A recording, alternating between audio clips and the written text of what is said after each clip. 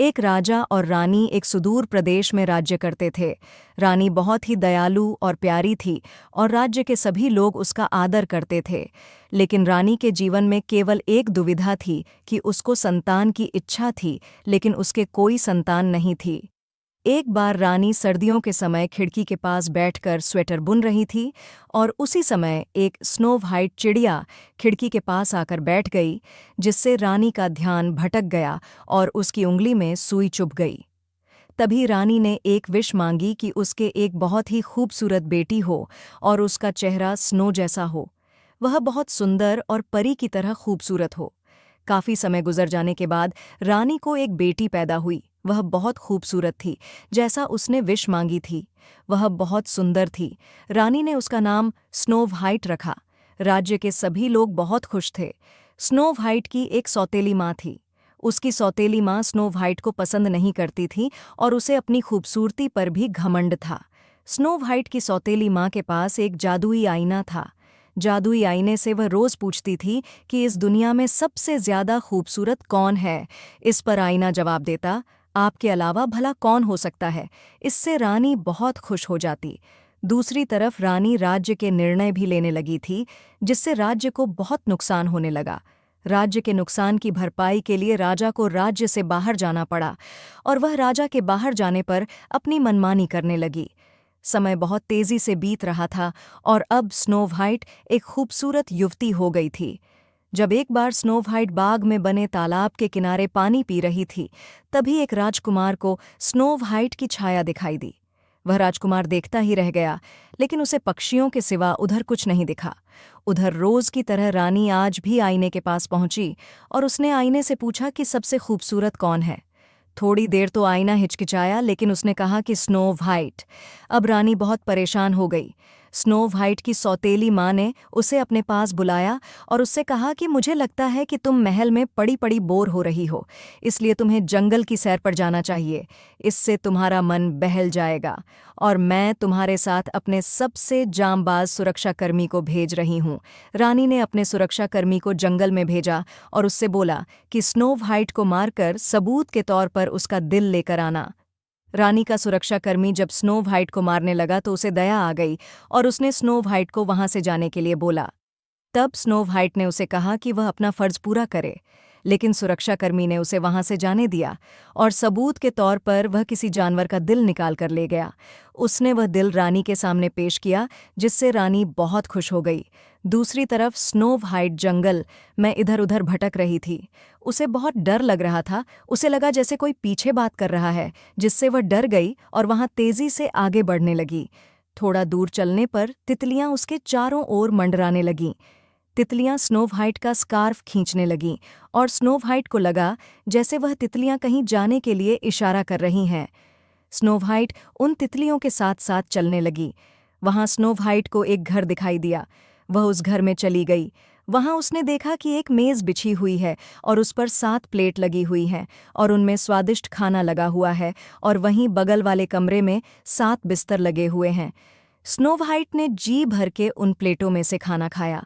Snow white बहुत थक गई थी, इसलिए वह एक बिस्तर पर वहीं सो गई। वह घर 7 बौनों का था। वो बौने सोने की खुदाई करते थे। जब शाम को बौने घर लौटे तो बौनों ने देखा कि मेज पर प्लेटों में से किसी ने खाना खाया है।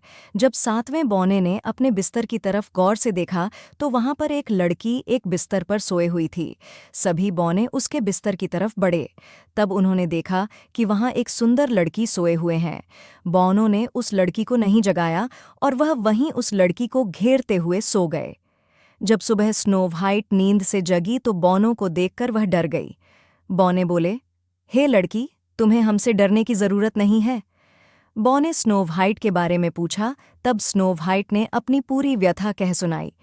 बौ ने बोले कि तुम यहाँ रह सकती हो, तुम्हें हमारे लिए खाना बनाना होगा, घर की साफ सफाई करनी होगी और हमारे बिस्तर लगाने होंगे। स्नो व्हाइट मान गई। बौ ने जब भी शाम को घर वापस आते तो घर को देखकर और अपने लिए खाना बना देखकर खुश हो जाते।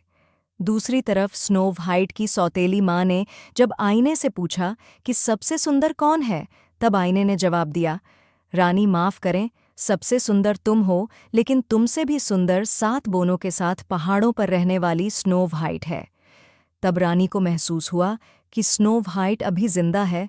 उसने अब स्नो व्हाइट को जान से मारने का प्लान बनाया। उसने जादू से बूढ़ी औरत का रूप धारण कर लिया और ताज़े सेब में विष डालकर वह पहाड़ों पर स्थित स्नो व्हाइट के पास पहुंची। बौने उस समय सोने की खोज में जा चुके थे। स्नो व्हाइट घर पर अकेली थी।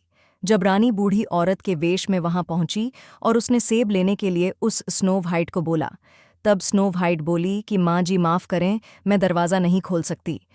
तब बूढ़ी औरत बोली कि तुम दरवाज़ा मत खोलो, तुम मुझे एक रोटी का टुकड़ा दे दो। स्नो व्हाइट ने ऐसा ही किया और सेब ले लिए। जैसे ही उसने सेब खाए, वह गिर गई और मर गई। जब बौने घर पर लेटे, तब उन्होंने वहां स्नो व्हाइट को जमीन पर गिरे देखा। उन्होंने स्नो व्हाइट को उठाया और उसे जगाने की कोशिश की, लेकिन स्नो व्हाइट अब मर चुकी थी। तब बौने ने उसके मरने का मातम मनाया और उसे दफनाने के लिए ले जाने लगे। लेकिन तब उन्होंने महसूस किया कि स्नो व्हाइट का चेहरा अभी भी उतना फ्रेश है, उसके गाल अभी भी लाल हैं, वह मरी हुई नहीं लग रही थी।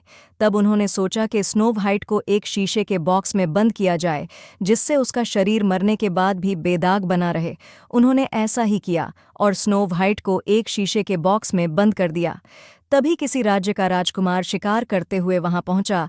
तब उन्होंने देखा कि कुछ बौने एक लड़की को घेरे हुए मातम मना रहे हैं। वह राजकुमार स्नो व्हाइट को देखते ही रह गया और उन बौने से स्नो व्हाइट को अपने साथ ले जाने की इच्छा जाहिर की। लेकिन बौने बोले कि यह तो मर चुकी है, तुम इसका क्या करोगे?